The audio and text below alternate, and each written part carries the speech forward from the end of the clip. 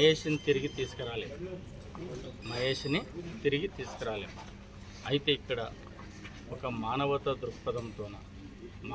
దృక్పథంతోన ఇక్కడ యాజమాన్యానిది పెద్దగా తప్పు లేదని చెప్పి అంటే ఎక్స్ప్లెయిన్ చేసిన తర్వాత మాకు ఆవేశంతోన మరి మా మహేష్ మా పిల్లోడు యవనస్తుడు చనిపోయినాడనే ఒక బాధతోన మేము కొన్ని విషయాలు మీ దృష్టికి తీసుకొచ్చిన మాట వాస్తవం. అయితే యాజమాన్యం మధ్య మా ఎంఆర్పిఎస్ నాయకత్వం మధ్య కుటుంబ సభ్యుల మధ్య చర్చలు జరిగిన తర్వాత పోలీస్ యంత్రాంగం మధ్య చర్చలు జరిగిన తర్వాత ఎవరిది తప్పు ఉంది ఎవరిది ఒప్పు ఉంది అని తేల్చుకున్న తర్వాత మాకు కొన్ని హామీలు అయితే ఇవ్వడం జరిగింది. ఆ హామీ ఉదయం అది నెరవేర్చిన తర్వాత మీడియా ముందుకు వస్తామని చెప్పి కూడా ఈ సందర్భంగా గుర్తు చేస్తూ ఈ అవకాశం ఇచ్చిన మీడియా మిత్రులకు ధన్యవాదాలు. సార్ ఒక విషయం సార్, ఇందులో చిన్న పొరపాటు మిస్టేక్ అంటారు కదా, మీ చిన్న కార్యకర్త చేసే తప్పులేదు. మీరు జిల్లా అధ్యక్షులుగా పూర్తి సమాచారం తెలుసుకోకుండా మీరు ధర్నా కూర్చున్నారు. దీన్ని ఎట్లా భావిస్తారు మీరు? మేము హాస్పిటల్ తప్పులేదని చెప్పారు కాబట్టి తప్పులేదని కాదు నేను అన్నా, ఇక్కడ నేను తప్పులేదని అంటే చర్చల వలన అంటే తప్పునే ఒప్పునే చర్చల వలన చర్చలు విఫలం కానట్ల సఫలమైనటువంటి విషయాన్ని పొద్దున మీకు క్లియర్గా అది కాదు సార్. ఏమంటే లోకల్లో చిన్న నాయకులకు అవగాహన లేకపోవడం జరిగింది. మీరు జిల్లా అధ్యక్షులు వచ్చిన తర్వాత మీరు సమాచారం తెలుసుకోకుండా మీరు ఎట్లా ధర్నా కూర్చుంటారు? Okay, yes. నా భార్య హాస్పిటల్లోన 6 రోజుల నుంచి బ్లడ్ తక్కువ ఉందని చెప్పి హాస్పిటల్లో ఉన్నాము. అనుకోకుండా ఇట్లా జరిగిందని చెప్పి మాకు ఫోన్ రావడం వల్ల డిశ్చార్జ్ చేసి నా ఫ్యామిలీని డిశ్చార్జ్ చేసి ఊరికి పంపించిన తర్వాత అనుకోకుండా వచ్చి ఇక్కడ కూర్చోవడం జరిగింది. అంటే ఓన్లీ నా పత్తికొండ నియోజకవర్గానికి సంబంధించినటువంటి మాదిగ బిడ్డలు అంటే నిత్యము ఎంఆర్పిఎస్ జెండా పట్టుకొని బయటకు వచ్చే పిల్లలు కాబట్టి ఇక్కడే కొంత సమాచారం తీసుకోవడం జరిగింది.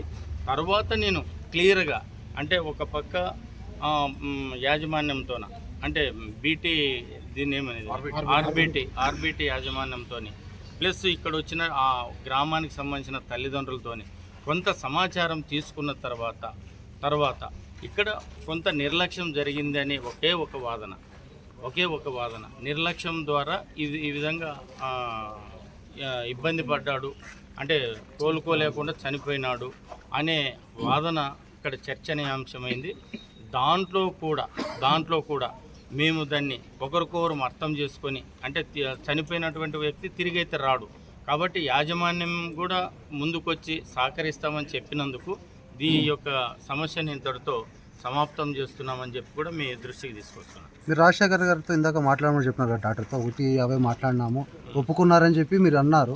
మళ్ళీ ఇప్పుడు ఎందుకు ఇలా చేంజ్ చేసినారు? ఫస్ట్ మాట్లాడుకునేది ఫస్ట్ వీళ్ళు అంటే అబ్బాయి తల్లిదండ్రులు ఒక 2 లక్షల రూపాయలు ఇవ్వండి పేద కుటుంబం అని చెప్పి అడగడం జరిగిందంట.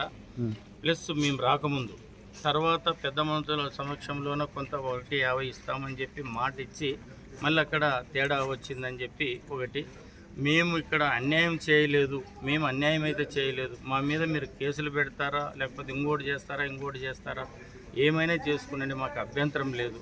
దయచేసి మీరు ఇక్కడ అర్థం చేసుకోవాల్సినటువంటి అవసరం ఉంది.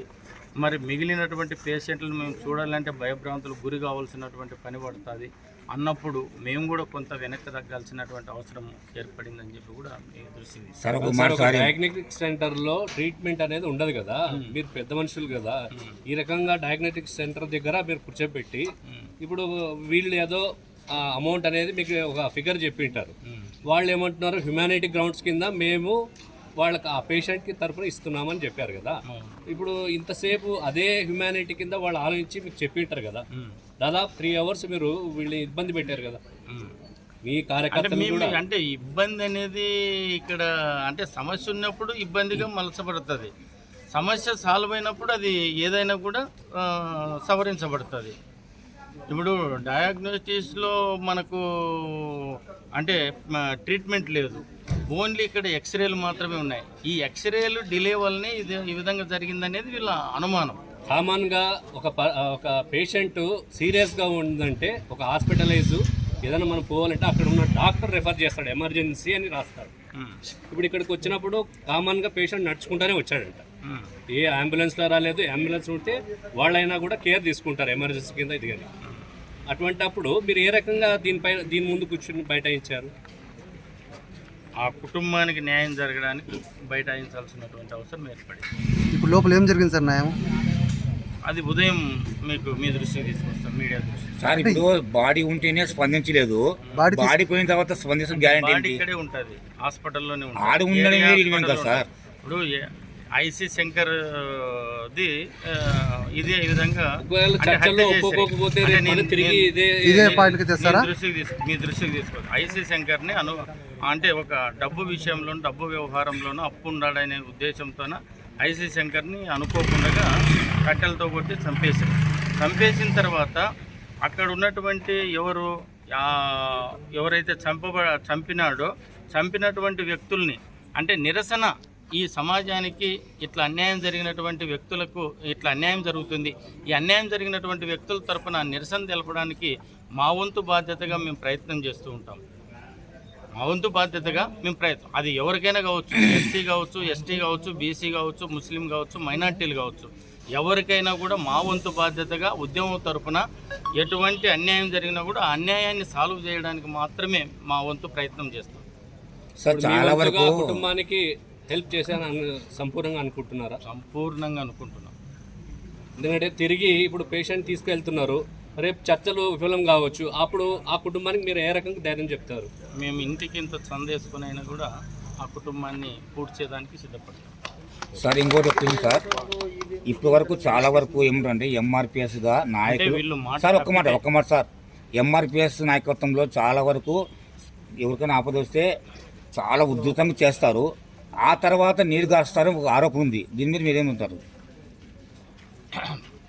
మేము మా దృష్టి కంటే మంద కృష్ణ మాదిగ నాయకత్వంలో పనిచేస్తున్నటువంటి ప్రతి కార్యకర్త సిద్ధాంతపరమైనటువంటి ఆలోచనలతోనే వర్క్ చేస్తారు, సిద్ధాంతపరమైనటువంటి ఆలోచన విధానంతోనే ముందుకెళ్తారు.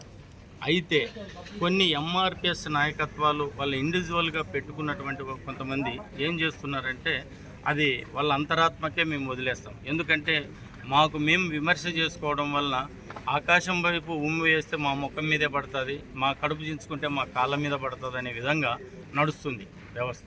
అయితే దాన్ని కూడా మార్పులోకి తీసుకురావడానికి మా వంతు ప్రయత్నం చేస్తాం.